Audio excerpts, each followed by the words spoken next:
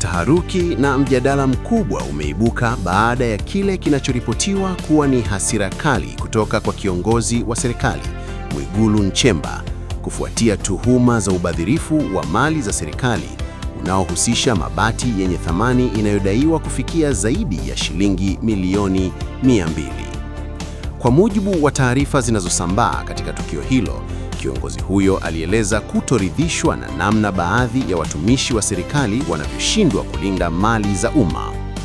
Inadaiwa kuwa mabati hayo yalikuwa sehemu ya mali au vifaa vilivyotengwa kwa ajili ya shughuli au miradi ya serikali, lakini yakapotea katika mazingira yanayotajwa kuwa ni ya wizi au ubadhirifu.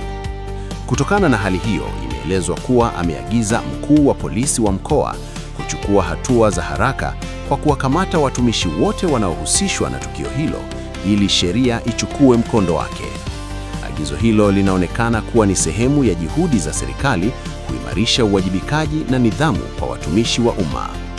Wachambuzi wa masuala ya utawala wanasema matukio ya aina hii yanaonyesha changamoto inayokabili baadhi ya taasisi za umma kuhusu usimamizi wa mali za serikali.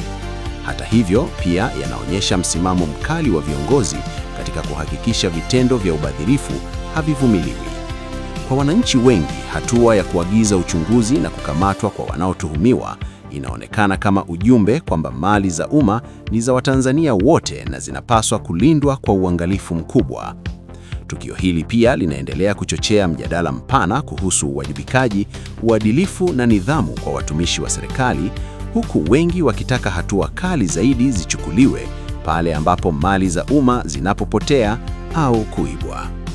Habari yako mpenzi mtazamaji, karibu sana katika chaneli yako ya habari Afro Media TV, mahali ambapo tunakuletea habari muhimu, uchambuzi wa kina na matukio makubwa yanayotokea Tanzania na duniani.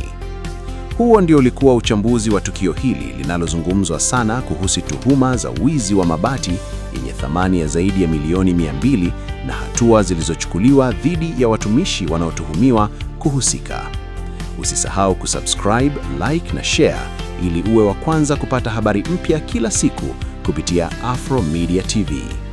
Mimi ni mtangazaji wako mahiri wa Afro Media TV. Tukutane tena kwenye habari nyingine yenye uzito.